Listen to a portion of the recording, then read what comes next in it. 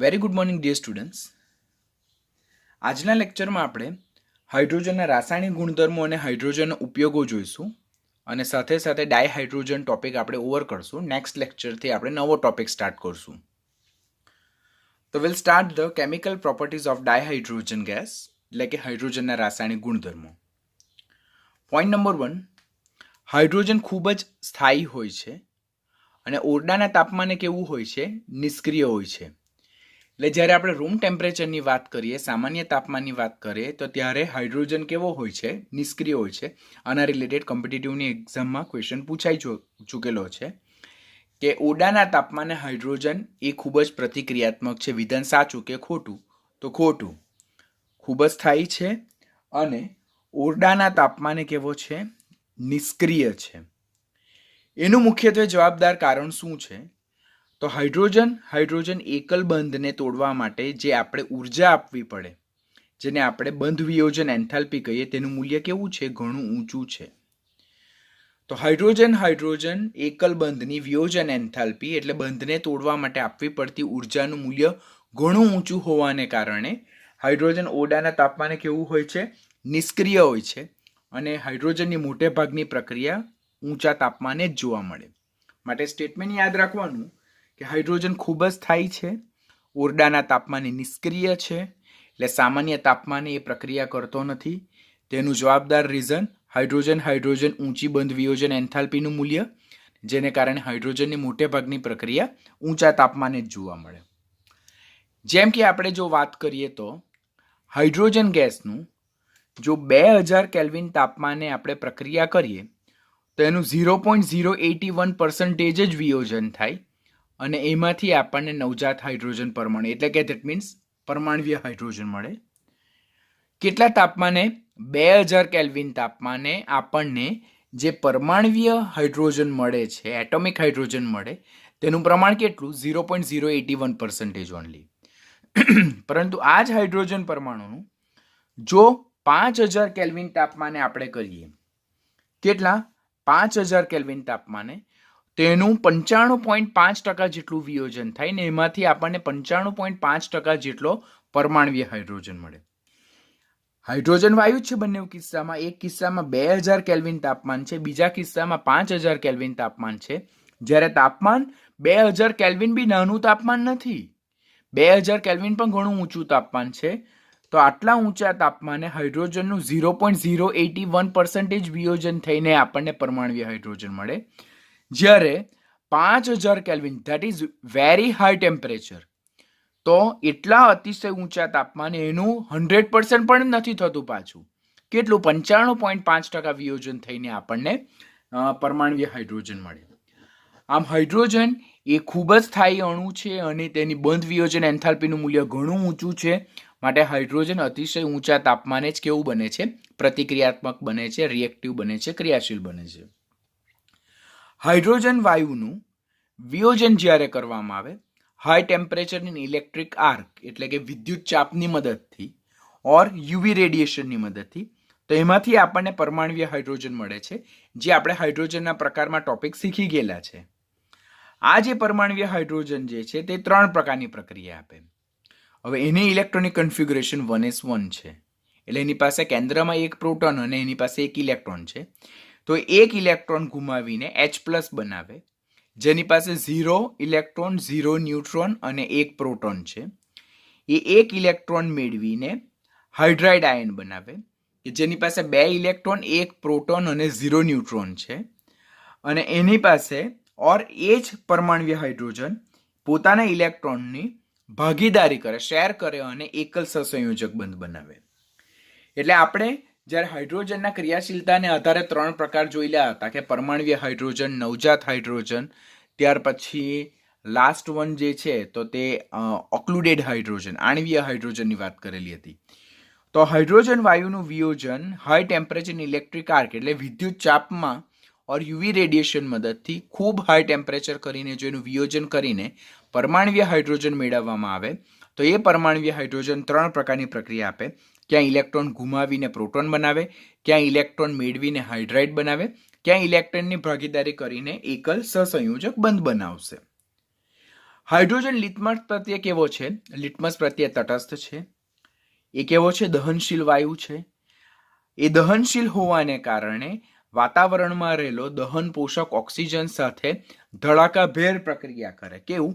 વિસ્ફોટક પ્રક્રિયા કરે, explosive reaction આપે.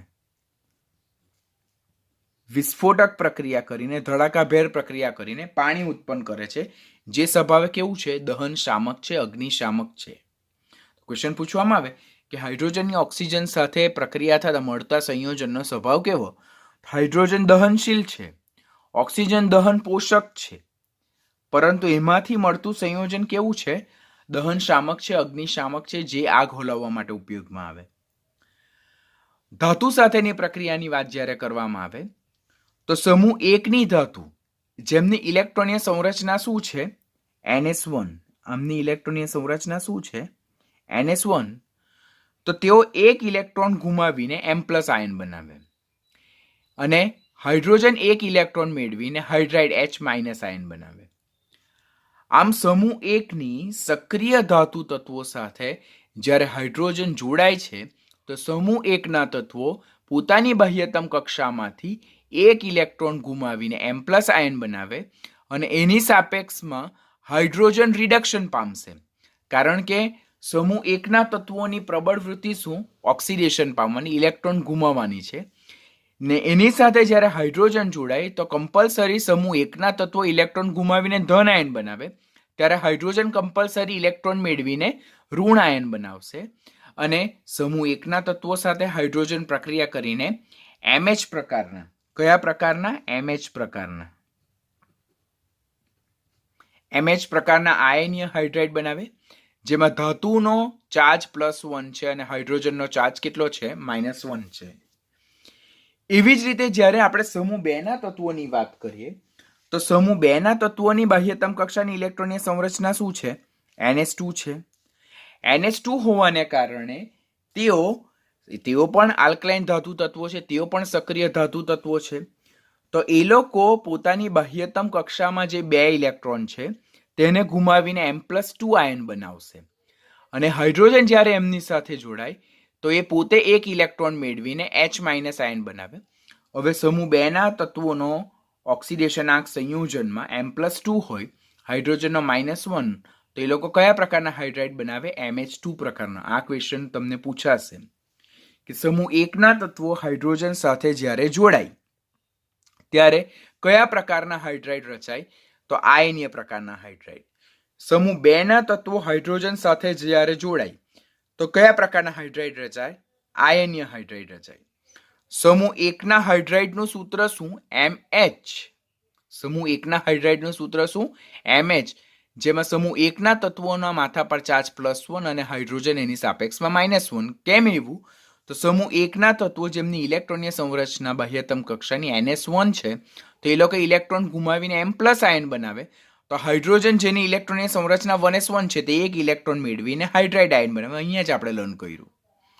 એવી જ રીતે સમૂહ 2 ના તત્વો જેમની બાહ્યતમ કક્ષાની ઇલેક્ટ્રોનીય સંરચના NS2 છે, તો 2 ઇલેક્ટ્રોન ગુમાવીને M+2 બનાવશે, તેની સાપેક્ષમાં હાઇડ્રોજન એક ઇલેક્ટ્રોન મેળવીને હાઇડ્રાઇડ આયન બનાવે અને ચાર્જ બેલેન્સ કરવા માટે આપણે M+2 2H- કરીને MH2 પ્રકારના આયનીય હાઇડ્રાઇડ છે.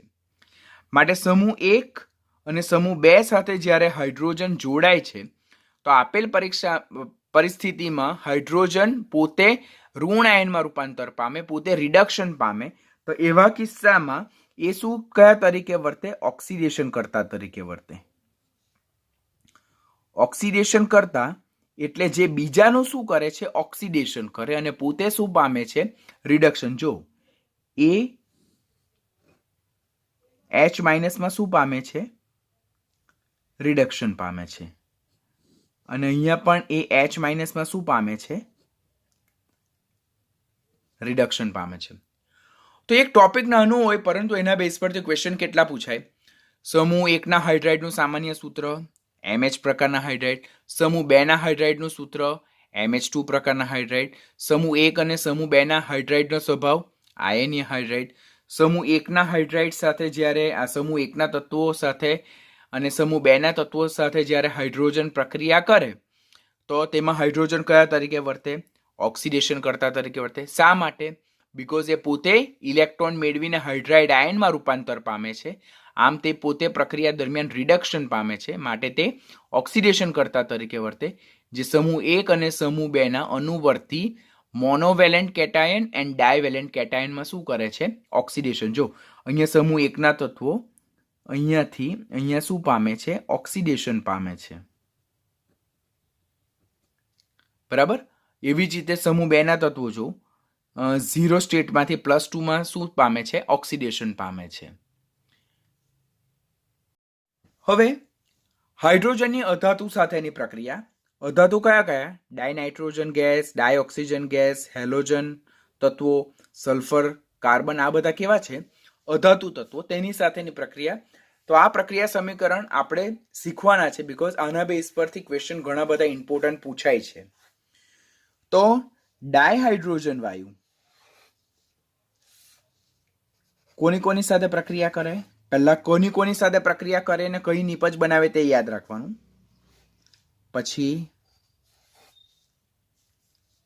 ત્યાર પછી હેલોજન, ત્યાર પછી સલ્ફર અને લાસ્ટ વન કાર્બન. જ્યારે ડાયહાઇડ્રોજન વાયુ ડાયનાઇટ્રોજન વાયુ સાથે પ્રક્રિયા કરે ત્યારે એ કયું સંયોજન બનાવે? એમોનિયા સંયોજન બનાવે. O2 સાથે પ્રક્રિયા કરે ત્યારે એ H2O બનાવે. X2 સાથે પ્રક્રિયા કરે ત્યારે એ હેલાઇડ સંયોજનો એટલે કે HX બનાવે છે. સલ્ફર સાથે પ્રક્રિયા કરે ત્યારે એ હાઇડ્રોજન સલ્ફાઇડ બનાવે. અને કાર્બન સાથે જ્યારે એ પ્રક્રિયા કરે ત્યારે હાઇડ્રોકાર્બન્સ બનાવે. હાઇડ્રોકાર્બનમાં આલ્કેન પણ હોઈ શકે ઓર C2H2 પ્રકારના બીજું શું હોઈ શકે? આલ્કાઇન પણ હોઈ શકે. તો first what we need to remember, hydrogen પોતે જે નોન મેટલ છે, પોતે અધાતુ છે, તે ડાયનાઇટ્રોજન વાયુ સાથે પ્રક્રિયા કરીને એમોનિયા બનાવે, ડાયઓક્સિજન વાયુ સાથે પ્રક્રિયા કરીને H2 બનાવે, હેલોજન સાથે પ્રક્રિયા કરીને હેલાઇડ બનાવે. હાઇડ્રોજન હેલાઇડ સંયોજનો, બરાબર, જેમ કે hydrogen fluoride, hydrogen chloride. Sulphur સાથે પ્રક્રિયા કરીને ડાયહાઇડ્રોજન સલ્ફાઇડ ઓર જેને હાઇડ્રોજન સલ્ફાઇડ પણ કહેવાય. અને કાર્બન સાથે પ્રક્રિયા કરીને આલ્કેન, આલ્કીન, આલ્કાઇન જેવા હાઇડ્રોકાર્બન્સ બનાવે. વન બાય વન બધી પ્રક્રિયા આપણે શીખતા જવાનું. પહેલી જે પ્રક્રિયા જે છે તો તે એની N2 સાથેની પ્રક્રિયા. હાઇડ્રોજનની N2 સાથેની પ્રક્રિયા.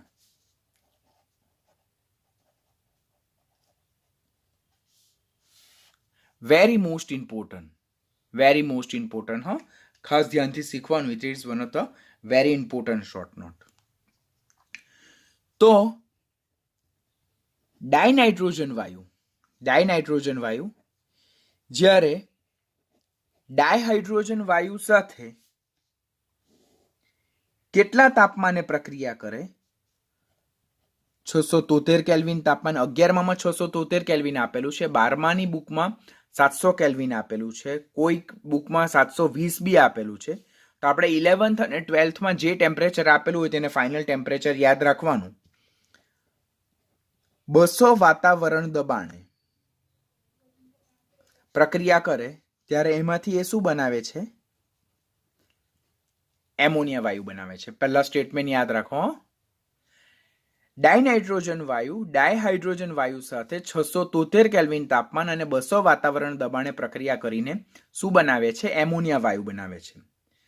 રિએક્શન જો આપણે બેલેન્સ કરીએ તો અહીંયા નાઇટ્રોજનના કેટલા પરમાણુ છે? 2 છે. તો મારે અહીંયા શું પ્લેસ કરવું પડે? 2 પ્લેસ કરવું પડે. અહીંયા 3 દુ 6 હાઇડ્રોજન, તમારે અહીંયા 3 પ્લેસ કરવું પડે. માટે 1 મોલ ડાયનાઇટ્રોજન વાયુ 3 મોલ ડાયહાઇડ્રોજન વાયુ સાથે 673 કેલ્વિન તાપમાન અને 200 વાતાવરણ દબાણે પ્રક્રિયા કરીને 2 મોલ શું બનાવે છે? એમોનિયા બનાવે છે. આ પ્રક્રિયા માટે જે આપણને ઉદ્દીપક જોઈએ છે, આ પ્રક્રિયા માટે જે ઉદ્દીપક જોઈએ છે તે કયા ઉદ્દીપક છે? તો આયનના ઓક્સાઇડ લાઈક FeO Fe2O3 તો તે અહીંયા ઉદ્દીપક તરીકે વર્તે. ઉદ્દીપક એટલે શું? જેને કહેવાય કેટાલિસ્ટ. એને શું કહેવાય? કેટાલિસ્ટ. ઉદ્દીપકનું કાર્ય શું? રાસાયણિક પ્રક્રિયાનો વેગ વધારવાનું. અને K2O પ્લસ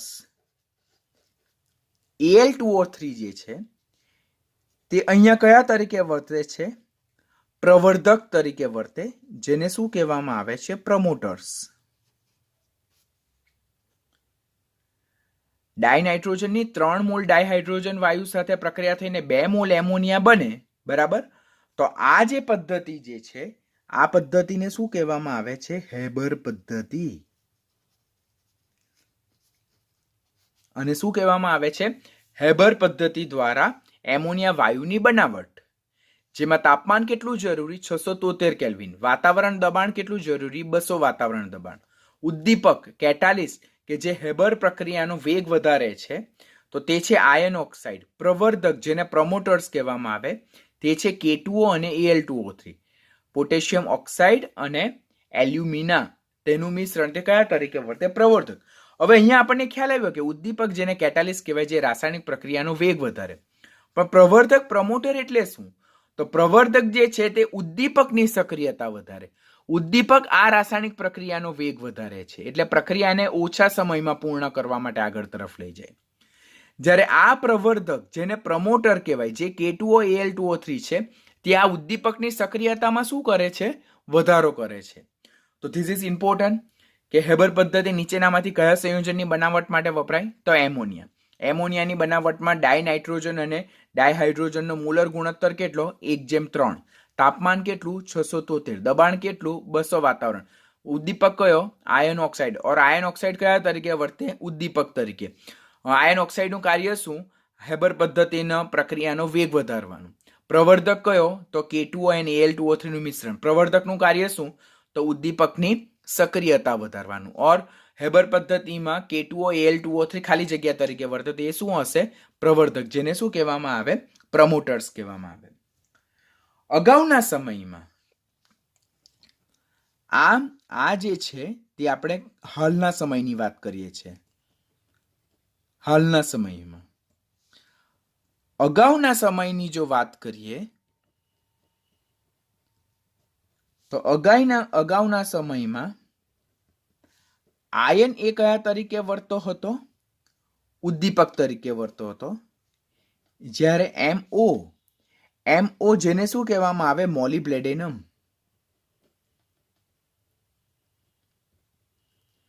મોલિબ્લેડેનમ ધાતુ જે છે તે કયા તરીકે વર્તતો હતો?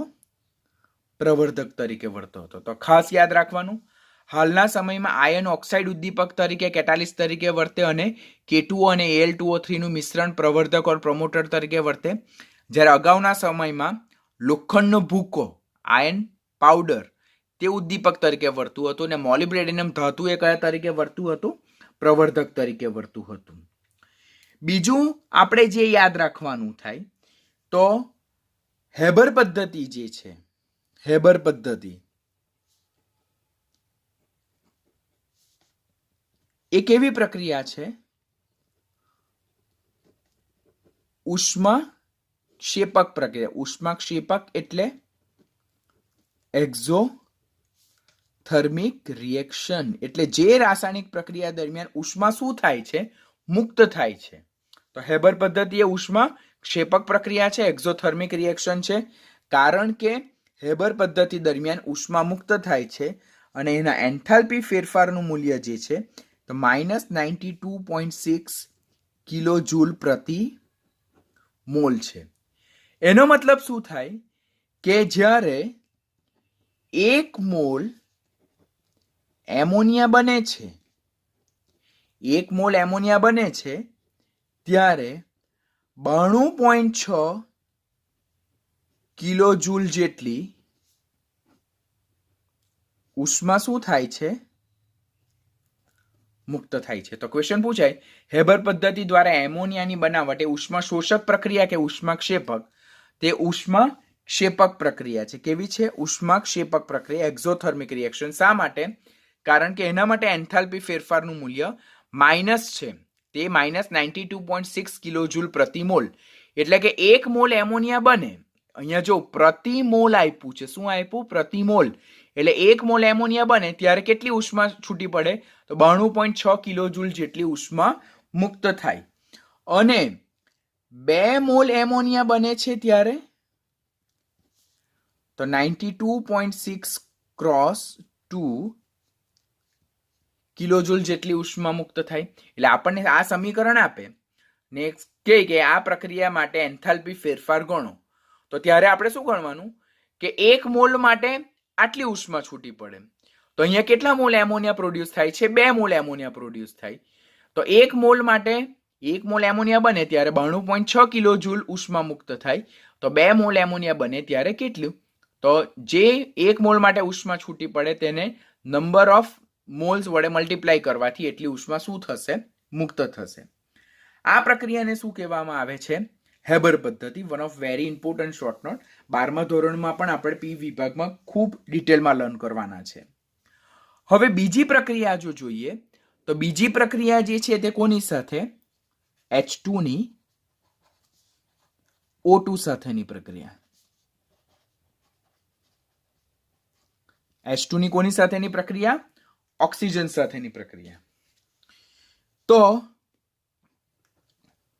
ડાયહાઇડ્રોજન વાયુ એ ડાયઓક્સિજન વાયુ સાથે પ્રક્રિયા કરે અને શું બનાવે છે? પાણી બનાવે છે. અહીંયા કેમ મેં 2 લખ્યા? પહેલા અહીંયા આપણે પ્લેસ કરીએ, ખાલી H2O લખીએ. પણ અહીંયા તો ડાયઓક્સિજન વાયુ આપણે ઉપયોગમાં લીધો. તમારે અહીંયા શું રાઈટ કરવું પડે? 2 પ્લેસ કરવું પડે. તમારે અહીંયા શું પ્લેસ કરવું પડે? 2 પ્લેસ કરવું પડે. આમ 2 મોલ ડાયહાઇડ્રોજન વાયુ 1 મોલ ઓક્સિજન વાયુ સાથે પ્રક્રિયા કરીને 2 મોલ પાણી બનાવે છે. આ પ્રક્રિયા કેટલા થાય? 970 કેલ્વિન તાપમાને થાય. બરાબર. ઓર ઇલેક્ટ્રિક ડિસ્ચાર્જમાં થાય.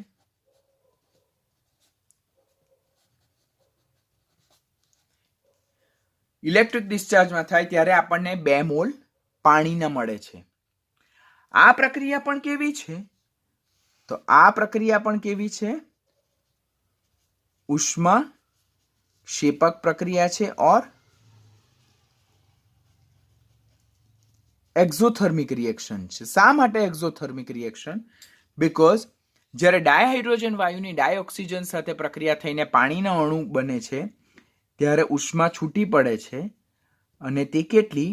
-285.9 કિલોજૂલ પ્રતિ મોલ. સ્ટેટમેન્ટ ખાસ યાદ રાખજો, વર્ડ ખાસ યાદ રાખજો. હાઇડ્રોજન વાયુની ઓક્સિજન સાથે પ્રક્રિયા થઈને પાણી જ્યારે ઉત્પન્ન થાય છે તો એ પ્રક્રિયા ઉષ્માક્ષેપક છે, એક્ઝોથર્મિક રિએક્શન છે. બીકોઝ આ પ્રક્રિયા દરમિયાન ઉષ્મા મુક્ત થાય છે અને એન્થાલ્પી ફેરફારનું મૂલ્ય કેટલું છે? તો ડેલ્ટા એચ ની વેલ્યુ -285.9 કિલોજૂલ પ્રતિ મોલ છે. એનો મતલબ શું થાય? એનો મતલબ એમ થાય કે 1 મોલ પાણી ઉત્પન્ન થાય ત્યારે 285.9 કિલોજૂલ ઉષ્મા શું થાય? મુક્ત થાય. તો જ્યારે 2 મોલ H2O ઉત્પન્ન થાય ત્યારે 285.9 ગુણ્યા 2 કિલોજૂલ ઉષ્મા મુક્ત થાય. આ યાદ રાખજો. તમને આવી પ્રક્રિયા આપશે ને એનો એન્થાલ્પી ફેરફાર ગણવા માટે કહે. બરાબર. તો આપણે યાદ રાખવાનું કે સામાન્ય રિએક્શનના બેઝ પર જ પૂછાય, બહુ ડિટેલમાં નહીં જાય. ટેક્સ્ટબુકમાં જે આપેલા હોય તે જ કે 1 મોલ H2O ઉત્પન્ન થાય ત્યારે 285.9 કિલોજૂલ જેટલી ઉષ્મા મુક્ત થાય. તો અહીંયા પ્રક્રિયા દરમિયાન કેટલા મોલ H2O ઉત્પન્ન થાય છે? 2 મોલ H2O ઉત્પન્ન થાય. તો ત્યારે કેટલી? તો 2 ગુણ્યા 285.9 જેટલી કિલોજૂલ ઉષ્મા મુક્ત થાય છે. આમ ડાયહાઇડ્રોજન વાયુ ડાયઓક્સિજન વાયુ સાથે ધડાકાભેર વિસ્ફોટક પ્રક્રિયા કરીને પાણીની વરાળ ઉત્પન્ન કરે છે. ડાયહાઇડ્રોજન વાયુ જ્યારે ડાયહેલોજન વાયુ સાથે પ્રક્રિયા કરે તો ત્યારે શું બનાવે છે? હાઇડ્રોજન હેલાઇડ સંયોજનો. અહીંયા X બરાબર ફ્લોરિન, ક્લોરિન, બ્રોમિન અને આયોડિન યાદ રાખવાનું. X બરાબર ફ્લોરિન, ક્લોરિન, બ્રોમિન અને આયોડિન યાદ રાખશું આપણે. આ પ્રક્રિયા માટે જો આ હેલોજન તત્વની આ હાઇડ્રોજન પ્રત્યે પ્રતિક્રિયાત્મકતા જો જોઈએ આપણે તો હેલોજનની હાઇડ્રોજન પ્રત્યે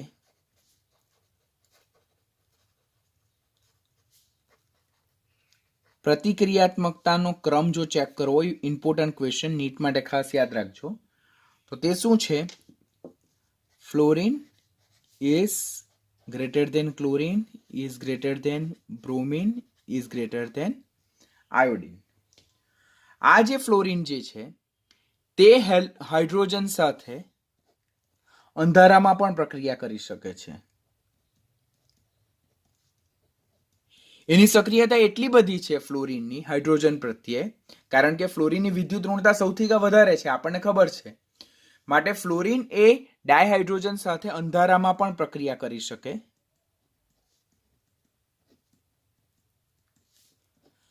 ક્લોરિન એ ડાયહાઇડ્રોજન વાયુ સાથે ડિફ્યુઝ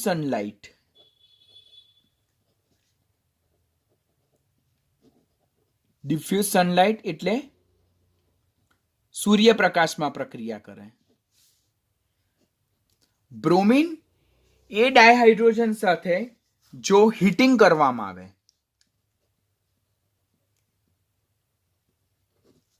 ગરમ કરવીએ, આપણે હીટ આપીએ, ઉષ્મા આપીએ તો પ્રક્રિયા કરે. અને આયોડિન જે છે તો તે ગરમ પણ કરવું પ્લસ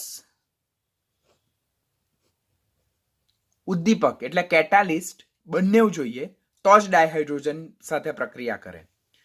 આમ હેલોજનની હાઇડ્રોજન પ્રત્યે પ્રતિક્રિયાત્મકતાનો ક્રમ સાચો આ છે, જેમાં ફ્લોરિન ડાયહાઇડ્રોજન સાથે અંધારામાં પણ પ્રક્રિયા કરે because it is most electronegative elements.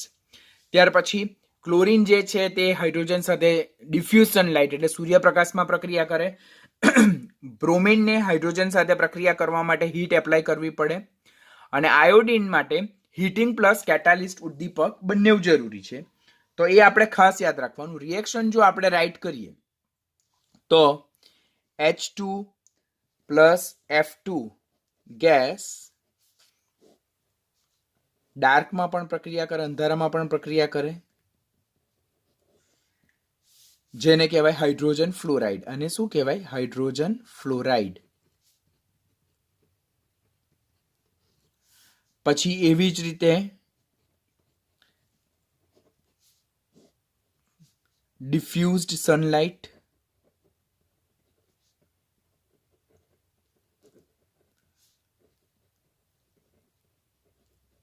અને શું કહેવાય? Hydrogen chloride.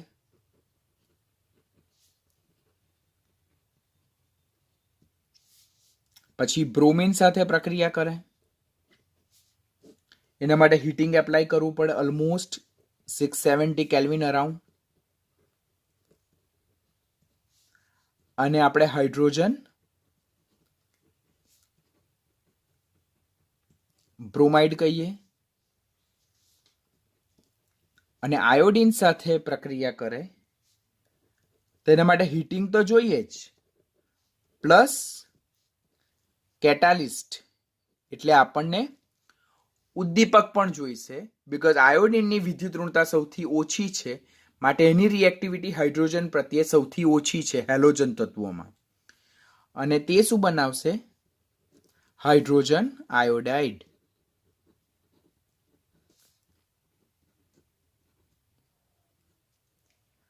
તો ધીસ ઇઝ ઇમ્પોર્ટન્ટ. તમારે આ કમ્પલસરી નીટ માટે યાદ રાખવાનું રહેશે. આના બેઝ પરથી ક્વેશ્ચન ખાસ કોમ્પિટિટિવમાં આવે છે રિએક્ટિવિટી સિરીઝ. તો these are the reaction of dihydrogen towards the halogen elements. એના પછી જો જોઈએ આપણે તો ઓક્સિજન સાથે કમ્પ્લીટ થયું, હેલોજન સાથે કમ્પ્લીટ થયું, નાઇટ્રોજન સાથે કમ્પ્લીટ થયું. હવે ફોર્થ રિએક્શન જે છે તો H2 ની સલ્ફર સાથેની પ્રક્રિયા. H2 ની કોની સાથેની પ્રક્રિયા? સલ્ફર સાથેની પ્રક્રિયા. તો ડાયહાઇડ્રોજન ગેસ એ સલ્ફર સાથે પ્રક્રિયા કરે about to 700 Kelvin temperature and it will produce H2S gas, જેને શું કહેવામાં આવે છે? Hydrogen sulphide. સિમ્પલ રિએક્શન છે. અને લાસ્ટ મોસ્ટ રિએક્શન જે છે તો તે H2 ની કાર્બન સાથેની પ્રક્રિયા. H2 ની કાર્બન સાથેની પ્રક્રિયા જે થાય તો તેમાં જુદા જુદા હાઇડ્રોકાર્બન ઓબ્ટેન થાય, કે જેમ કે સપોઝ કોક ઓર કોલસો, ને તેને જ્યારે આપણે 2 મોલ હાઇડ્રોજન વાયુ સાથે ગરમ કરીએ અબાઉટ 1375 કેલ્વિન, તો એમાંથી આપણને શું મળશે? એમાંથી આપણને મિથેન મળશે.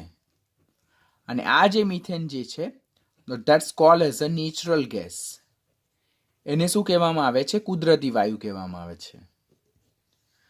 પછી એનાથી અપોઝિટ 2 મોલ કાર્બનની 1 મોલ હાઇડ્રોજન સાથે પ્રક્રિયા થાય. અહીંયા 1 મોલ કાર્બનની 2 મોલ હાઇડ્રોજન સાથે પ્રક્રિયા થતા મિથેન ગેસ હાઇડ્રોકાર્બન આલ્કેન મળે. અહીંયા 2 મોલ કાર્બનની હાઇડ્રોજન સાથે પ્રક્રિયા થાય અને કયામાં? Electric arc, that is about 3000 Kelvin around. તો એમાંથી આપણને C2H2 મળે, જેને જ આપણે શું કહીએ છીએ? એસિટિલિન. ઓર એને જ આપણે શું કહીએ છીએ? ઇથાઇન. જે કયા સંયોજન છે? આલ્કાઇન સંયોજન છે, જે ઓલરેડી તમે હાઇડ્રોકાર્બનમાં લર્ન કરેલું છે. અહીંયા આપણે શું યાદ રાખવાનું? 1 મોલ કાર્બનની 2 મોલ હાઇડ્રોજન સાથે આટલા તાપમાને પ્રક્રિયા કરતા મિથેન વાયુ મળે. કુદરતી વાયુ છે, નેચરલ ગેસ છે. અને અહીંયા 2 મોલ કાર્બનની 1 મોલ હાઇડ્રોજન સાથે ઇલેક્ટ્રિક આર્ક ઓર 3300 કેલ્વિન તાપમાને પ્રક્રિયા કરતા આપણને C2H2 એસિટિલિન મળે, જેને જ આપણે ઇથાઇન કહીએ. It's a one kind of alkyne. તો આમ હાઇડ્રોજન જે છે તે જુદા જુદા અધાતુ સાથે પ્રક્રિયા કરીને જુદા જુદા સંયોજનો બનાવે, જેના માટે આપણે કેટાલિસ્ટ, ટેમ્પરેચર, બીજા એક્સ્ટ્રા પોઈન્ટ છે તે કમ્પલસરી યાદ રાખવાના થશે. ડાયહાઇડ્રોજન વાયુ જે છે તે ધાતુ ઓક્સાઇડ અને ધાતુ આયનનું રિડક્શન કરે અને એમાંથી ધાતુ મેળવવામાં પણ આપણને ખાસ કામમાં લાગે. તો એ પોતે કયા તરીકે વર્તે છે? રિડક્શન કરતા. રિડક્શન કરતા તરીકે વર્તે એટલે શું? જે બીજાનું રિડક્શન કરે અને પોતે શું પામે છે? ઓક્સિડેશન પામે. અને ઝિંક કરતા ઓછી સક્રિય ધાતુ, જો શબ્દ ખાસ જોજો હા, ઝિંક કરતા ઓછી સક્રિય ધાતુના ઓક્સાઇડનું ધાતુમાં શું કરે છે? રિડક્શન કરે. પોતે ઓક્સિડેશન પામે અને પોતે કયા તરીકે વર્તે છે? રિડક્શન કરતા તરીકે વર્તે છે. તો પોઈન્ટ ખાસ ધ્યાનથી શીખજો, બીકોઝ ઇમ્પોર્ટન્ટ પોઈન્ટ છે. ડાયહાઇડ્રોજન એ કયા તરીકે વર્તે છે? રિડક્શન કરતા તરીકે વર્તે. રિડક્શન કરતા એટલે શું? જે બીજાનું રિડક્શન કરે અને પોતે ઓક્સિડેશન પામે. કેવી ધાતુનું ઓક્સાઇડનું રિડક્શન કરે? તો ઝિંક કરતા ઓછી સક્રિયતા શ્રેણીમાં, ઝિંક ઇલેક્ટ્રોકેમિકલ સિરીઝમાં ઝિંક કરતા ઓછી સક્રિય ધાતુ જે છે તેના ઓક્સાઇડનું ધાતુમાં રિડક્શન કરે છે. કોણ? ડાયહાઇડ્રોજન. જો સમીકરણ જોઈએ તો ઇમ્પોર્ટન્ટ રિએક્શન ખાસ યાદ રાખજો કે ધાતુના ઓક્સાઇડ, કોઈક ધાતુનો ઓક્સાઇડ છે જેનું સૂત્ર શું છે? MXOY. તેની પ્રક્રિયા કોની સાથે થાય? હાઇડ્રોજન સાથે પ્રક્રિયા થાય. તો હાઇડ્રોજન સાથે એની પ્રક્રિયા થાય છે. તો આ જે ધાતુના ઓક્સાઇડ છે તેમાંથી ધાતુનું શું થાય છે? રિડક્શન થાય છે. ધાતુના ઓક્સાઇડમાંથી, આ ધાતુના ઓક્સાઇડ છે, આ ધાતુ છે તો ધાતુના ઓક્સાઇડમાંથી ધાતુનું શું થાય છે? રિડક્શન થાય. અને હાઇડ્રોજન પોતે H2O પાણીમાં શું પામે છે? ઓક્સિડેશન પામે છે. આમ ધાતુના ઓક્સાઇડની જ્યારે ડાયહાઇડ્રોજન વાયુ સાથે પ્રક્રિયા થાય ત્યારે ડાયહાઇડ્રોજન વાયુ એ ધાતુના ઓક્સાઇડનું ધાતુમાં શું કરે છે? રિડક્શન કરે છે. અને પોતે H2O માં શું પામે છે? ઓક્સિડેશન પામે છે. આમ આ પ્રક્રિયા દરમિયાન એ કયા તરીકે વર્તે છે? રિડક્શન કરતા તરીકે વર્તે છે. રિએક્શન બેલેન્સ કરશું આપણે. અહીંયા mx તો ધાતુના કેટલા પરમાણુ છે? x. તો મારે અહીંયા રાઈટ કરવું પડશે x. અહીંયા ઓક્સિજન કેટલા છે? y. તો મારે અહીંયા રાઈટ કરવું પડશે y. હવે અહીંયા H2 કેટલા છે? y. તો મારે અહીંયા પ્લેસ કરવું પડશે y. બરાબર? તો બેલેન્સ રિએક્શન શું થયું? MXOY plus YH2 gives XM plus YH2O. This is important reaction. આના બેઝ પરથી જો આપણે કોઈ એક રિએક્શન યાદ રાખીએ તો હું અહીંયા Fe3O4 લખું. Fe3O4 સોલિડ સ્ટેટમાં. તેની પ્રક્રિયા કોની સાથે થાય? તો એની પ્રક્રિયા થવાની H2 સાથે. તો Fe3O4 ની પ્રક્રિયા જ્યારે H2 સાથે થાય તો એમાંથી નિપજ કઈ મળે મને? Fe plus H2O. Fe3O4 એટલે આને શું કહેવાય? મેગ્નેટાઇટ ઓર એને જ આપણે ફેર્સોફેરિક ઓક્સાઇડ કહીએ છીએ. તો મેગ્નેટાઇટ જેને ફેર્સોફેરિક ઓક્સાઇડ કહેવાય તેની પ્રક્રિયા H2 સાથે થાય તો એમાંથી આયન ધાતુ રિડક્શન પામીને છૂટી પડે અને H2O છૂટા પડે. હવે રિએક્શન જો બેલેન્સ કરીએ તો અહીંયા આયન કેટલા છે? 3. તમારે અહીંયા પ્લેસ કરવું પડશે 3. અહીંયા ઓક્સિજન કેટલા છે? 4. તમારે અહીંયા પ્લેસ કરવા પડશે 4. અહીંયા હાઇડ્રોજન કેટલા છે? તો 4 દુ 8. તમારે અહીંયા પ્લેસ કરવું પડશે 4. હવે આ રિએક્શન અને આ રિએક્શન એકબીજા સાથે કમ્પેર કરો. જો x x y y x x y y અને જે y અહીંયા તે y અહીંયા. તો આ રીતે રિએક્શનને આપણે ખૂબ જ ઇઝીલી બેલેન્સ કરી શકીએ છીએ. અન્ય રિએક્શન જો વિશે વાત કરીએ આપણે તો અહીંયા આપણે જોયું Cu પણ છે, Pb પણ છે, બરાબર, ઝિંક પણ છે. કોઈક બુકમાં ઝિંકનું પણ H2 માટે રિડક્શન આપેલું છે. તો 3 પ્રક્રિયા સાથે જોવાની, જેમ કે CuO or zinc oxide or lead oxide. તેની પ્રક્રિયા જ્યારે H2 સાથે થાય તો CuO માંથી Cu છૂટી પડે, ઝિંક ઓક્સાઇડમાંથી ઝિંક છૂટો પડે, Pb માંથી Pb છૂટું પડે અને H2 પોતે H2O માં શું પામે છે? રિડક્શન પામે છે. તો અહીંયા જે ધાતુ જે છે તેમાં Cu+2, અહીંયા Cu+2, અહીંયા Cu+2 ઓક્સિડેશન આંક ને અહીંયા Cu નો 0, ઝિંક નો 0 અને Pb નો 0. આમ ધાતુના ઓક્સાઇડનું આ ધાતુના ઓક્સાઇડ તેનું ધાતુમાં શું થાય છે? રિડક્શન થાય છે. હાઇડ્રોજન પોતે H2 માંથી H2O માં શું પામે છે? ઓક્સિડેશન પામે છે. માટે આ પ્રક્રિયામાં હાઇડ્રોજન કયા તરીકે વર્તે છે? રિડક્શન કરતા તરીકે વર્તે છે. ખાસ ઇમ્પોર્ટન્ટ રિએક્શન. એના બેઝ પરથી આપણે બીજું પણ એક રિએક્શન યાદ રાખવાનું થાય. તો તે કયું છે?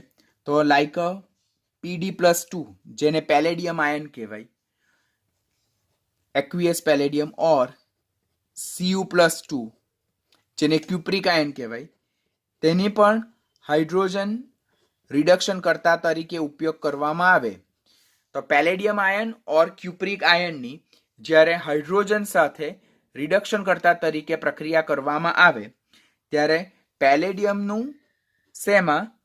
પેલેડિયમમાં અને ક્યુપ્રિક આયનનું કોપર ધાતુમાં શું થાય છે? રિડક્શન થાય છે. અને હાઇડ્રોજન પોતે H+ માં શું પામે છે? ઓક્સિડેશન પામે છે. તો આ રિએક્શન પણ આપણે કમ્પલસરી યાદ રાખવાના થશે. બરાબર.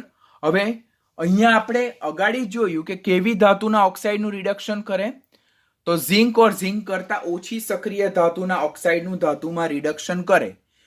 પરંતુ ખાસ સ્ટેટમેન્ટ જે આપણે યાદ રાખવાનું થાય તે સમૂહ 1 અને સમૂહ 2 ની જે સક્રિય ધાતુ છે એટલે કે તેઓ પ્રબળ વિદ્યુત ધનમય તત્વો છે. પ્રબળ વિદ્યુત ધનમય તત્વો. તો સમૂહ 1 અને સમૂહ 2 ની સક્રિય ધાતુ જેઓ પ્રબળ વિદ્યુત ધનમય તત્વો છે તેના ઓક્સાઇડ જે છે તેના ઓક્સાઇડ કેવા છે? અતિસ્થાયી છે.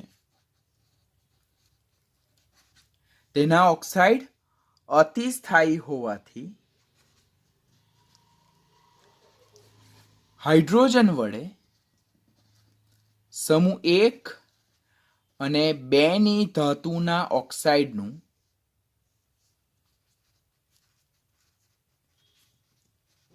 રિડક્શન થતું નથી. કેવી ધાતુ? એટલે ઝિંક કરતા ઓછી સક્રિય, ઝિંક ઓર ઝિંક કરતા ઓછી સક્રિય ધાતુ છે તો તેમના ઓક્સાઇડ સમવોટ અનસ્ટેબલ હોય તો તેનું હાઇડ્રોજન વડે આપણે રિડક્શન કરીએ તો થઈ શકે.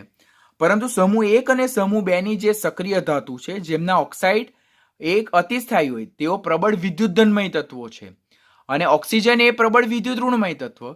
તો પ્રબળ વિદ્યુત ધનમય અને પ્રબળ વિદ્યુત ઋણમય તત્વો વચ્ચે પ્રક્રિયા થવાથી જે ઓક્સાઇડ બને તે અતિસ્થાયી છે, હાઈલી સ્ટેબલ છે. તો સમૂહ 1 અને સમૂહ 2 ના ઓક્સાઇડ હાઈલી સ્ટેબલ છે, અતિસ્થાયી છે, માટે તેના ઓક્સાઇડનું રિડક્શન હાઇડ્રોજન વડે શક્ય નથી. તો હવે અહીંયાથી ક્વેશ્ચન પૂછાય, નીચેનામાંથી કઈ ધાતુના ઓક્સાઇડનું રિડક્શન હાઇડ્રોજન વડે શક્ય નથી? તો કોણ? સમૂહ 1 અને સમૂહ 2 ની ધાતુ ઓપ્શનમાં શોધવાની. શા માટે? તો સમૂહ 1 અને સમૂહ 2 ના તત્વો સક્રિય ધાતુ તત્વો છે, પ્રબળ વિદ્યુત ધનમય તત્વો છે. તેઓ ઓક્સિજન જે પ્રબળ વિદ્યુત ઋણમય તત્વ છે તેની સાથે પ્રક્રિયા કરીને અતિસ્થાયી ઓક્સાઇડ બનાવે જેના રિડક્શન માટે હાઇડ્રોજન કેપેબલ નથી. માટે સમૂહ 1 અને સમૂહ 2 ની સક્રિય ધાતુના ઓક્સાઇડ અતિસ્થાયી છે, માટે તેમના ઓક્સાઇડનું રિડક્શન કરવા માટે હાઇડ્રોજનનો રિડક્શન કરતા તરીકે ઉપયોગ કરી શકાતો નથી. Now, important reaction, that is hydrogenation of unsaturated hydrocarbons. એટલે અસંતૃપ્ત હાઇડ્રોકાર્બન્સ. અસંતૃપ્ત હાઇડ્રોકાર્બન એટલે શું? દ્વિબંધ અને દ્વિબંધ ધરાવતા સંયોજનો જે છે, દ્વિબંધ ઓર દ્વિબંધ ધરાવતા સંયોજનો. હવે દ્વિબંધ ધરાવતા સંયોજનો કયા? તો આલ્કીન ઓર આલ્કાઇન સંયોજનો. તો તેમને કેવા સંયોજનો કહેવાય? આપણે અસંતૃપ્ત હાઇડ્રોકાર્બન કહીશું. તો દ્વિબંધ ઓર દ્વિબંધ ધરાવતા જે સંયોજનો છે જેમ કે આલ્કીન ઓર આલ્કાઇન, દ્વિબંધ તે શેમાં હોય? આલ્કીનમાં. સે for example C double bond C, તો અહીંયા દ્વિબંધ છે, અને આલ્કાઇન જે છે તો સી ટ્રિપલ બોન્ડ સી. તો એવા સંયોજનને શું કહેવામાં આવે? અસંતૃપ્ત હાઇડ્રોકાર્બન. અને આવા અસંતૃપ્ત હાઇડ્રોકાર્બનનું હાઇડ્રોજિનેશન ઓર રિડક્શન, તેમાં પણ કોનો ઉપયોગ થાય છે? હાઇડ્રોજનનો ઉપયોગ થાય છે. જેમ કે પહેલું જ આપણે ઉદાહરણ લઈએ તો ધેટ ઇઝ આલ્કીનનું પહેલું ઉદાહરણ લઈએ જેને આપણે કહીએ ઇથિન. આ પણ અસંતૃપ્ત હાઇડ્રોકાર્બન છે, અનસેચ્યુરેટેડ હાઇડ્રોકાર્બન. તેની પ્રક્રિયા જ્યારે હાઇડ્રોજન સાથે થાય, તેની પ્રક્રિયા કોની સાથે થાય? હાઇડ્રોજન સાથે થાય. ઉદ્દીપક ખાસ યાદ રાખવાનો, nickel or platinum or palladium. તમે જે ઓર્ગેનિક કેમિસ્ટ્રી લર્ન કરો છો તેમાં આ રિએક્શન ઓલરેડી જોયું હશે. About 473 kelvin temperature around. તો આ જે અસંતૃપ્ત હાઇડ્રોકાર્બન્સ જે છે, અસંતૃપ્ત હાઇડ્રોકાર્બન, તેમાં રહેલો દ્વિબંધ તૂટે અને તેની જગ્યાએ બંને કાર્બન પર કોણ એડ થાય છે? હાઇડ્રોજન એડ થાય છે અને આપણને નવું સંયોજન શું મળે છે? ઇથેન. નવું સંયોજન શું મળે છે? ઇથેન મળે. તો ઇથિન કે જે આલ્કિન સંયોજન છે, અસંતૃપ્ત હાઇડ્રોકાર્બન છે, તેનું જ્યારે હાઇડ્રોજનેશન કરવામાં આવે, હાઇડ્રોજનેશન કરીએ છીએ એટલે આપણે શું કરીએ છીએ? અંદર હાઇડ્રોજન ઉમેરીએ છીએ. આ કઈ પ્રક્રિયા છે? હાઇડ્રોજનેશન પ્રક્રિયા છે. ઓર આને જ આપણે કઈ પ્રક્રિયા કહીએ છીએ? રિડક્શન પ્રક્રિયા કહીએ છીએ. તો હાઇડ્રોજન ઉમેરીએ છીએ, we are adding hydrogen here, તો એને હાઇડ્રોજનેશન ઓર રિડક્શન રિએક્શન કહેવાય. તો ઇથિનનું રૂપાંતર શેમાં થાય? ઇથેન. એટલે આલ્કિનમાં જ્યારે 1 મોલ ડાયહાઇડ્રોજન વાયુ નિકલ, પ્લેટિનમ ઓર પેલેડિયમ જેવા ઉદ્દીપકની હાજરીમાં 473 કેલ્વિન તાપમાને ઉમેરીને હાઇડ્રોજનેશન ઓર રિડક્શન રિએક્શન કરવામાં આવે તો alkene will be converted to what? Alkane. એટલે અસંતૃપ્ત હાઇડ્રોકાર્બનનું સંતૃપ્ત હાઇડ્રોકાર્બનમાં રૂપાંતર થાય.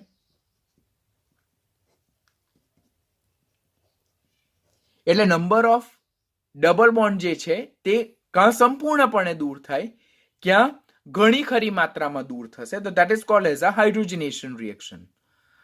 હવે આની જ જગ્યાએ જો આપણે એસિટિલિન લઈએ, that is CH triple bond CH, એને આપણે શું કહીએ છીએ? એસિટિલિન.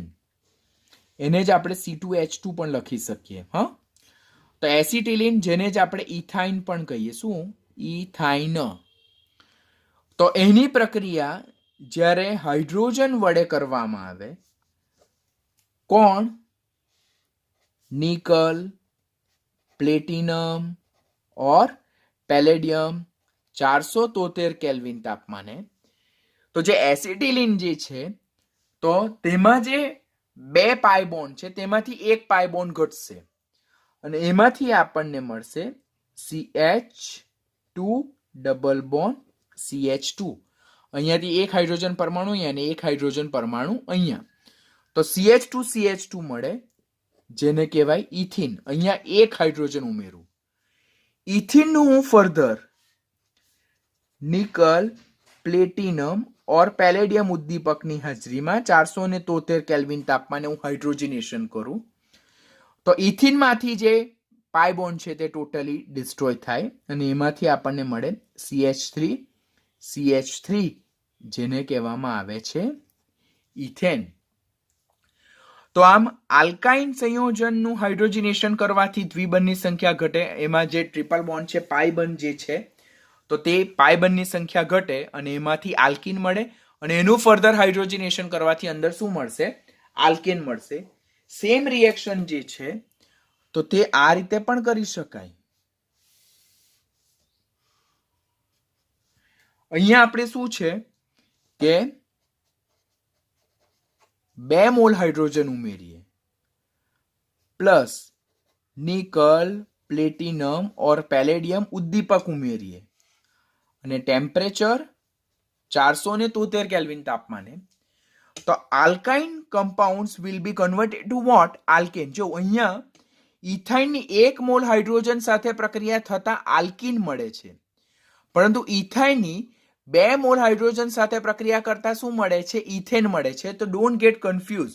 અહીંયા આપણી પાસે શું છે?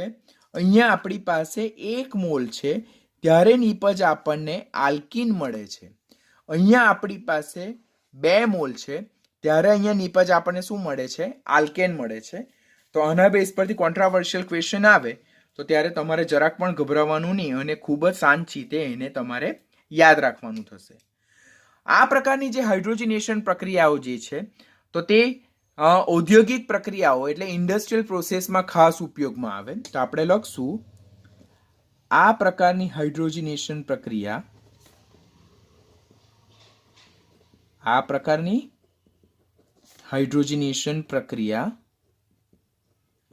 ઔદ્યોગિક પ્રક્રિયાઓમાં ખાસ વપરાય છે.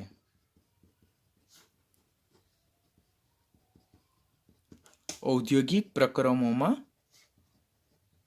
ખાસ વપરાય છે, ખાસ ઉપયોગી થાય છે.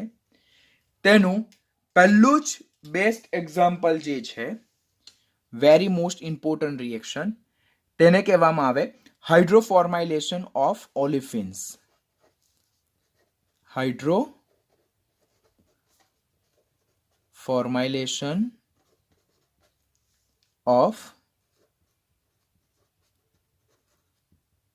ઓલિફિન્સ. પહેલું જ રિએક્શન વેરી મોસ્ટ ઇમ્પોર્ટન્ટ, આપણે ખાસ ધ્યાનથી શીખવાનું. હાઇડ્રોફોર્માઇલેશન ઓફ ઓલિફિન્સમાં શું કરવામાં આવે? તો ઓલિફિન એટલે કે આલ્કિન કમ્પાઉન્ડ. જો સપોઝ આપણે લઈએ RCH double bond CH2, this is what alkyne, અને આને જ શું કહેવામાં આવે? ઓલિફિન. આને જ શું કહેવામાં આવે છે? ઓલિફિન. તેમાં આપણે હાઇડ્રોજન વાયુ ઉમેરીએ છીએ, સાથે સાથે કાર્બન મોનોક્સાઇડ ઉમેરીએ છીએ, અને આપેલ પ્રક્રિયામાં આપણે કોનો ઉપયોગ કરીએ છીએ? તો ઓક્ટા કાર્બોનિલ ડાયકોબાલ્ટ કેટાલિસ્ટ, કે જેનું સૂત્ર શું છે? CO4. આ ઓલિફિન સંયોજન, તેમાં આપણે ડાયહાઇડ્રોજન અને કાર્બન મોનોક્સાઇડ ઉમેરીએ છીએ. કયો? Octa carbonyl ડાયકોબાલ્ટ catalyst. અને આપેલ પ્રક્રિયામાં ઊંચું તાપમાન અને ઊંચું દબાણ રાખવામાં જો આવે તો આ જે આલ્કિન સંયોજન જે છે, they will convert it to what? Aldehyde.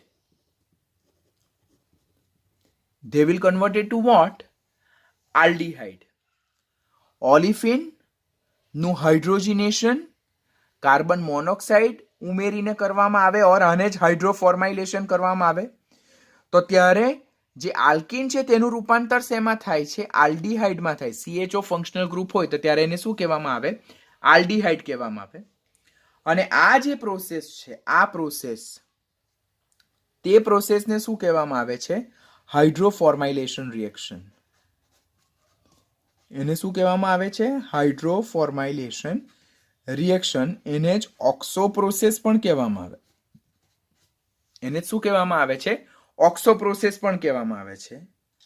અને ત્યારબાદ આ જે આલ્ડીહાઇડ સંયોજન મળે છે આપણને, તેનું આપણે ફર્ધર શું કરવાનું? હાઇડ્રોજનેશન કરવાનું. બરાબર. કોની હાજરીમાં? નિકલ ઉદ્દીપકની હાજરીમાં, પ્લસ આપણે હાઈ ટેમ્પરેચર એપ્લાય કરવાનું. તો આ પ્રોસેસને આપણે કેટાલાઇટિક રિડક્શન કરશું. કેટાલાઇટિક રિડક્શન. કેટાલાઇટિક રિડક્શન એટલે ઉદ્દીપકીય રિડક્શન પ્રક્રિયા. કેટાલાઇટિક એટલે ઉદ્દીપકીય, અને રિડક્શન એટલે રિડક્શન. તો ઓલિફિનનું હાઇડ્રોફોર્માઇલેશન કરવાથી આપણને આલ્ડીહાઇડ મળે, અને આલ્ડીહાઇડનું હાઇડ્રોજનેશન નિકલ ઉદ્દીપકની હાજરીમાં ઊંચા તાપમાને કેટાલાઇટિક રિડક્શન દ્વારા કરવામાં આવે, તો એમાંથી આપણને શું મળે છે?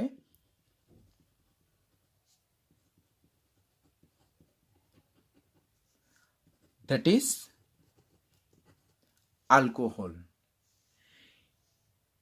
એટલે જો આલ્કિનમાંથી એક વધારે કાર્બન ધરાવતો આલ્ડીહાઇડ મેળવવો હોય તો મારે હાઇડ્રોફોર્માઇલેશન કરવું પડે, ઓર આલ્કિનમાંથી એક વધારે કાર્બન ધરાવતો આલ્કોહોલ મેળવવો હોય તો પહેલા હાઇડ્રોફોર્માઇલેશન કરવાનું, ને ત્યાર પછી મારે એનું શું કરવાનું? કેટાલાઇટિક રિડક્શન કરવાનું નિકલ ઉદ્દીપકની હાજરીમાં. જો અહીંયા આપણે જોઈએ તો અહીંયા આપણી પાસે 1, 2 અને અહીંયા આપણે એક બીજો લઈએ તો 3 કાર્બન છે. અહીંયા આપણી પાસે 1, 2, 3 અને 4. અહીંયા R ને મેં એક CH3 મિથાઇલ ગ્રુપ કન્સિડર કરી લઉં છું. તો અહીંયા 3 કાર્બન, તો અહીંયા 4 કાર્બન ધરાવતો આલ્ડીહાઇડ, અહીંયા 4 કાર્બન ધરાવતો આલ્કોહોલ. તો ધીસ ઇઝ મોસ્ટ ઇમ્પોર્ટન્ટ. આ રિએક્શન આપણે ખાસ યાદ રાખવાનું, કોમ્પિટિટિવ માટેનું ઇમ્પોર્ટન્ટ રિએક્શન છે. અને અહીંયા જે આપણે સંયોજનનો યુઝ કરીએ છીએ, અહીંયા છે ને 2 પ્લેસ કરવાનું. તો એ જે કેટાલિસ્ટ આપણે યુઝ કરીએ છીએ, CO, આ CO ને કોબાલ્ટ કહેવાય. પછી આ CO અને કાર્બોનિલ કહેવાય. 4 ટાઈમ્સ અને આ 2 ટાઈમ્સ, તો આને કહેવામાં આવે ઓક્ટા કાર્બોનિલ ડાયકોબાલ્ટ કેટાલિસ્ટ. આજે અહીંયા આપણે હાઇડ્રોફોર્માઇલેશન પ્રોસેસમાં આપણે આ જે કેટાલિસ્ટ ઉદ્દીપકનો ઉપયોગ કરીએ છીએ તેને શું કહેવામાં આવે છે? 4 દુના 8. જો અહીંયા 4 દુના 8, તો એને શું કહેવામાં આવે? ઓક્ટા કાર્બોનિલ, પછી અહીંયા 2 કોબાલ્ટ, ડાયકોબાલ્ટ કેટાલિસ્ટ. તો આ પ્રોસેસને શું કહેવામાં આવે છે? હાઇડ્રોફોર્માઇલેશન of ઓલિફિન્સ, which is very important reaction for your competitive exam. And last reaction કે જે આપણે આ હાઇડ્રોજનેશન છે તેનું આપણે ઔદ્યોગિક પ્રક્રિયામાં કઈ જગ્યાએ ઉપયોગ કરે, તો વનસ્પતિ તેલમાંથી વનસ્પતિ ઘીની બનાવટ માટે પણ આપણે હાઇડ્રોજનેશન રિડક્શનનો ઉપયોગ કરીએ છીએ. વનસ્પતિ તેલ કે જે કઈ સ્થિતિમાં જોવા મળે? પ્રવાહી સ્થિતિમાં જોવા મળે. તેમાં હાઇડ્રોજન ઉમેરીને નિકલ ઉદ્દીપક और 473 કેલ્વિન તાપમાને પ્રક્રિયા કરવાથી હાઇડ્રોજનેશન કરવામાં આવે તો વનસ્પતિ તેલનું ઘનીકરણ થાય, હાર્ડનિંગ. એટલે વનસ્પતિ તેલ જે પ્રવાહી છે તેનું હાર્ડનિંગ થાય, ઘનીકરણ થાય, ને એમાંથી શું મળે છે? વનસ્પતિ ઘી મળે છે, જે ઘન સ્થિતિમાં હોય, જેમ કે ડાલડા ઘી.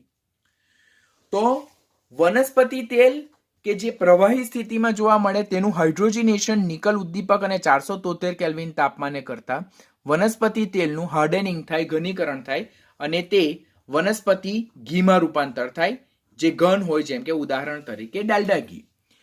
તો આ એક હાઇડ્રોજનેશનનો એપ્લિકેશન છે, વનસ્પતિ તેલનું વનસ્પતિ ઘીમાં રૂપાંતર.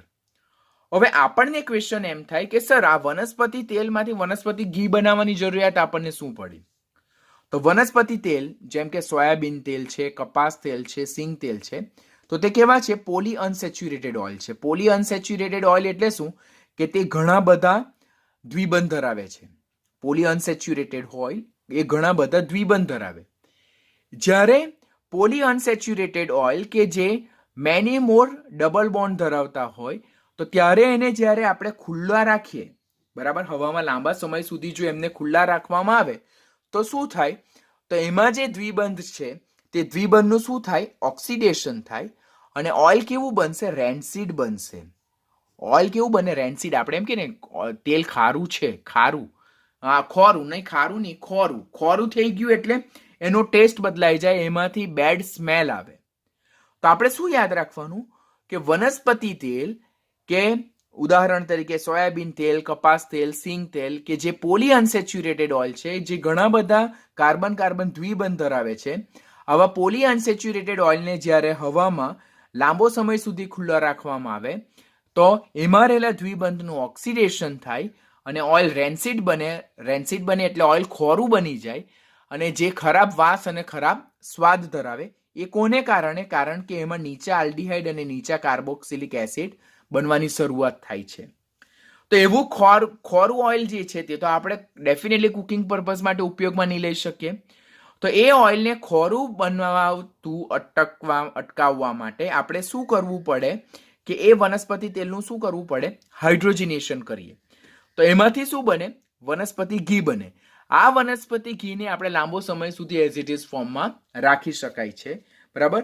કે જે ઘણી બધી પ્રોડક્ટ જે હોય, ઘણી બધી મીઠાઈ જે હોય, તો તે અમુક મીઠાઈ ડાલડા ઘીમાં જ બનાવવામાં આવે. કેમ ડાલડા ઘીમાં બનાવવામાં આવે? એને લાંબો સમય સુધી બગડતી અટકાવવા માટે. તો વનસ્પતિ તેલનું હાઇડ્રોજનેશન નિકલ ઉદ્દીપકની હાજરીમાં 473 કેલ્વિન તાપમાને જો કરવામાં આવે તો એમાંથી વનસ્પતિ ઘી બને. શા માટે વનસ્પતિ ઘી બનાવવું જરૂરી બને? કારણ કે વનસ્પતિ તેલ એ પોલી અનસેચ્યુરેટેડ ઓઇલ છે, જે ઘણા બધા કાર્બન કાર્બન દ્વિબંધ ધરાવે. હવામાં લાંબો સમય સુધી જો ખુલ્લા રાખવામાં આવે તો દ્વિબંધનું ઓક્સિડેશન થાય, ઓઇલ ખોરું થાય, રેન્સિડ બને, કે જે ખરાબ સ્મેલ અને વાસ ધરાવે નીચા આલ્ડીહાઇડ અને કાર્બોક્સિલિક એસિડની બનાવટને કારણે. અને તો એ ઓઇલને ખોરું બનતું અટકાવવા માટે, રેન્સિડ બનતું અટકાવવા માટે, એટલે આ પ્રોસેસને આપણે સ્ટોપ કરવી હોય, આ પ્રોસેસને આપણે નહીં થવા દેવી હોય, તો વનસ્પતિ તેલનું શું કરવું પડે? આપણે હાઇડ્રોજનેશન કરવું પડે. અને એ હાઇડ્રોજનેશન કરવાથી વનસ્પતિ તેલનું રૂપાંતર શેમાં થાય? વનસ્પતિ ઘીમાં થાય, જેને આપણે લાંબો સમય સુધી એઝ ઇટ ઇઝ ફોર્મમાં સાચવી શકીએ છીએ. તો આની સાથે હાઇડ્રોજનના રાસાયણિક ગુણધર્મો બધા ઓવર થાય. હવે આપણે હાઇડ્રોજનના ઉપયોગો વિશે જોઈશું અને ઉપયોગો જોવાઈ ગયા બાદ આપણે જે હાઇડ્રોજન ટોપિક જે છે, હાઇડ્રોજનની બનાવટ, રાસાયણિક ગુણધર્મો, ઉપયોગો, ભૌતિક ગુણધર્મો, તે ટોપિકને અહીંયા શું કરશું? સ્ટોપ કરશું. લાસ્ટમાં જો આપણે ડાયહાઇડ્રોજનના ઉપયોગો જોઈએ તો ડાયહાઇડ્રોજન એ એમોનિયા, પછી હાઇડ્રોજન ક્લોરાઇડ, વનસ્પતિ ઘી અને ધાતુના હાઇડ્રાઇડની બનાવટમાં વપરાય છે. અત્યારે જ આપણે રાસાયણિક ગુણધર્મો જોયા તો એમાં આપણે જોયું કે એમોનિયા છે, હાઇડ્રોજન ક્લોરાઇડ, વનસ્પતિ ઘી અને ધાતુના હાઇડ્રાઇડની બનાવટમાં ખાસ વપરાય. પછી એ મિથેનોલના ઔદ્યોગિક ઉત્પાદનમાં બી વપરાય, જેમાં જે જળવાયુ મિશ્રણ જે છે તેમાંથી આપણે 50 બાર અને 573 કેલ્વિન તાપમાને કોબાલ્ટ ઉદ્દીપકની હાજરીમાં જો પ્રક્રિયા કરીએ તો એમાંથી આપણને શું મળશે? મિથેનોલ. પ્રક્રિયા ખાસ યાદ રાખજો, હા, આના બેઝ પર ક્વેશ્ચન આવે છે. તો મિથેનોલના ઔદ્યોગિક ઉત્પાદનમાં જેમાં જળવાયુની પ્રક્રિયા કરવામાં આવે 50 બાર અને 573 કેલ્વિન તાપમાને કોબાલ્ટ ઉદ્દીપકની હાજરીમાં, તો ત્યારે એમાંથી આપણને મિથેનોલ સંયોજન મળે. પછી અત્યારે રાસાયણિક ગુણધર્મોમાં પણ આપણે જોઈ ગયા કે ભારે ધાતુના ઓક્સાઇડ MXOY માંથી ધાતુ મેળવવા માટે હાઇડ્રોજન કયા તરીકે વર્તે? રિડક્શન કરતા તરીકે ઉપયોગી છે. તો આ ક્વેશ્ચન યાદ રાખવાનું કે ભારે ધાતુના ઓક્સાઇડમાંથી ધાતુ મેળવવા માટે હાઇડ્રોજનનો ઉપયોગ કયા તરીકે થાય? તો તે રિડક્શન કરતા તરીકે ઉપયોગી છે. પછી ઓલરેડી અગાઉના લેક્ચરમાં આપણે જોયું જ છે કે પરમાણવીય હાઇડ્રોજન અને ઓક્સી હાઇડ્રોજન ટોર્ચ એ ધાતુના કટિંગ અને વેલ્ડિંગ પર્પઝ માટે વપરાય. કારણ કે હાઇડ્રોજન પરમાણુ, બે હાઇડ્રોજન પરમાણુ જ્યારે રીકમ્બાઇન થાય એટલે પુનઃ જોડાણ થાય તો ત્યારેથી જે ધાતુ છે જેનું વેલ્ડિંગ કરવાનું છે તેની સપાટી પર ઓલમોસ્ટ 4000 કેલ્વિન અરાઉન્ડ જેટલું હાઈ ટેમ્પરેચર ક્રિએટ થાય. શું? બે હાઇડ્રોજન પરમાણુ ભેગા થઈને જ્યારે H2 બને છે ત્યારે વિપુલ પ્રમાણમાં શું થાય છે? ઉષ્મા મુક્ત થાય છે. કોનું? ધાતુની સપાટી પર. જે ધાતુનું આપણે વેલ્ડિંગ કરવાનું છે તેની સપાટી પર ખૂબ હાઈ ટેમ્પરેચર 4000 કેલ્વિન તાપમાન જેટલું હાઈ ટેમ્પરેચર ક્રિએટ થાય અને જેને કારણે ધાતુનું વેલ્ડિંગ અને કટિંગ પર્પઝ આપણે ફૂલફિલ કરી શકીએ છીએ. આમ પરમાણવીય હાઇડ્રોજન અને ઓક્સી હાઇડ્રોજન ટોર્ચ એ ધાતુના વેલ્ડિંગ અને કટિંગ પર્પઝ માટે ઉપયોગમાં આવે. પછી ખાસ પોઈન્ટ યાદ રાખજો કે પ્રવાહી હાઇડ્રોજન અને પ્રવાહી ઓક્સિજનનું મિશ્રણ રોકેટમાં બળતણ તરીકે વપરાય. ક્વેશ્ચન પૂછાય કે નીચેનામાંથી કયા બે વાયુનું મિશ્રણ રોકેટમાં બળતણ તરીકે વપરાય છે? વેરી કોન્ટ્રાવર્શિયલ, ટેક્સ્ટબુકનો જ ક્વેશ્ચન છે પણ તમને નથી આવડતો. તો પ્રવાહી હાઇડ્રોજન અને પ્રવાહી ઓક્સિજન વાયુ જે છે, પ્રવાહી હાઇડ્રોજન અને પ્રવાહી ઓક્સિજન, તો તે રોકેટમાં કયા તરીકે વપરાય છે? બળતણ તરીકે વપરાય. બળતણ કોષમાં પણ વિદ્યુત શક્તિના ઉત્પાદનમાં ડાયહાઇડ્રોજન ખાસ વપરાય. એનો આ ઉપયોગ તમે 10મા ધોરણમાં પણ લર્ન કરી ચૂક્યા છો બળતણ કોષમાં. 12મા ધોરણમાં ઇલેક્ટ્રોકેમિસ્ટ્રીમાં બેટરીઝ અને વિદ્યુત રાસાયણિક કોષમાં આ ટોપિક તમે લર્ન કરશો ડિટેલમાં. પછી સંશ્લેષિત પેટ્રોલની બનાવટમાં ખાસ વપરાય. હવામાં ઉડતા જે બલૂન્સ જે હોય તેમાં 85% હિલિયમ અને 15% હાઇડ્રોજન વપરાય. આ ક્વેશ્ચન પણ એક વખત કોમ્પિટિટિવમાં પૂછાયેલો છે, કદાચ નીટની એક્ઝામમાં જ પૂછાયેલો છે કે જે બલૂન્સ જે હોય જેને આપણે આકાશમાં તરતા મૂકીએ તો તેમાંથી નીચેનામાંથી કયા વાયુ મિશ્રણનું ઉપયોગ થાય છે? તો તે હાઇડ્રોજન અને helium, because they are very lighter in weight. એને કારણે 85% હિલિયમ અને 15% કોનો ઉપયોગ થાય છે? ડાયહાઇડ્રોજનનો ઉપયોગ થાય છે. આમ ડાયહાઇડ્રોજનના ઉપયોગો જો જોઈએ વેરી શોર્ટલી તો એમોનિયા, હાઇડ્રોજન ક્લોરાઇડ, વનસ્પતિ ઘી, ધાતુના હાઇડ્રાઇડની બનાવટમાં, મિથેનોલના ઉત્પાદનમાં વપરાય. પછી ભારે ધાતુના ઓક્સાઇડ, આ ઓક્સાઇડનું સૂત્ર છે. તો ભારે ધાતુના ઓક્સાઇડમાંથી ધાતુ મેળવવા માટે હાઇડ્રોજન કયા તરીકે વપરાય છે? રિડક્શન કરતા તરીકે ખાસ ઉપયોગી છે. પછી પરમાણવીય હાઇડ્રોજન અને ઓક્સી હાઇડ્રોજનનો ઉપયોગ એ ધાતુના વેલ્ડિંગ અને કટિંગ પર્પઝ માટે થાય. કારણ કે જ્યારે બે પરમાણવીય હાઇડ્રોજન ભેગા થઈને હાઇડ્રોજન અણુમાં રૂપાંતર થાય ત્યારે વિપુલ પ્રમાણમાં ઉષ્મા મુક્ત થાય જે ધાતુની સપાટી પર ઓલમોસ્ટ 4000 કેલ્વિન જેટલું તાપમાન ઊંચું કરે. માટે ધાતુના વેલ્ડિંગ પર્પઝમાં ખાસ એનો ઉપયોગ થાય. પ્રવાહી હાઇડ્રોજન, પ્રવાહી ઓક્સિજન રોકેટમાં બળતણ તરીકે ખાસ ઉપયોગી. યાદ જ રાખવું પડે આપણે. બળતણ કોષમાં વિદ્યુત શક્તિના ઉત્પાદનમાં, સંશ્લેષિત પેટ્રોલની બનાવટમાં વપરાય અને હવામાં ઉડતા ફુગ્ગામાં 85% હિલિયમ અને 15% ડાયહાઇડ્રોજન વાયુના મિશ્રણનો ઉપયોગ થાય છે. તો આની સાથે આપણો ડાયહાઇડ્રોજન ટોપિક ઓવર થાય છે. નેક્સ્ટ લેક્ચરથી આપણે ન્યૂ ટોપિક સ્ટાર્ટ કરશું.